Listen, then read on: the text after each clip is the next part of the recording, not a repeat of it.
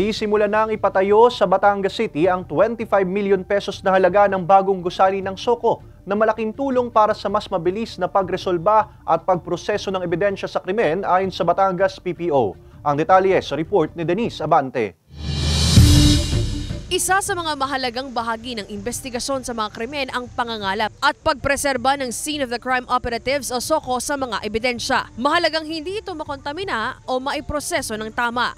Kaya bilang suporta sa Batangas Provincial Forensic Unit, magpapatayo ang PNP ng 3 palapag na SOCO building. Ay sinagawa ang groundbreaking ceremony na pinangunahan ng PNP Forensic Unit, ilang opisyales ng SOCO, Department of Public Works and Highways District 2 at ang kinatawan ng lokal na pamahalaan ng Batangas City. Ang ipatatayong gusali ay di hamak umanong mas malawak kaysa sa lumang 2-story building na kasalukuyan nilang opisina ngayon. Ang mukha ng forensic group is through SOCO. SOCO is just one of the specialties or technical disciplines ng forensic group. Dito lahat nagsisimula ang trabaho ng forensic group. Dito nakokolekta yung mga evidence.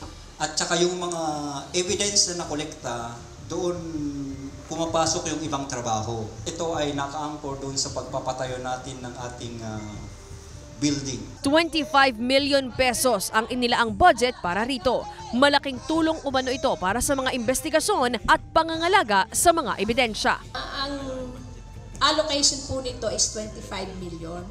But the construction cost po ay 24 million 131. Ang notice of award po nito ay noon pang February 21. Since tayo po ay mag-groundbreaking muna, so anytime po after ng groundbreaking, pwede na pong mag-start. Ito po ay by NTP noong pang February 23. And ang target completion po nito ay December 22. December 22. Yun po including na yung mga obstruction, yung pong mga calamity, yung mga typhoons na darating. Siyempre, masususpend po yan kung ilang araw. Plano rin ng SOCO na mag-upgrade din ng mga kagamitan gaya ng high-speed ballistic photography, 3D forensic facial reconstruction, DNA amplification at superglue fuming, oras na maipatayo ang bagong gusali. Kasama si J. Arman Hares, Denise Abante, Balitang Southern, Tagalog.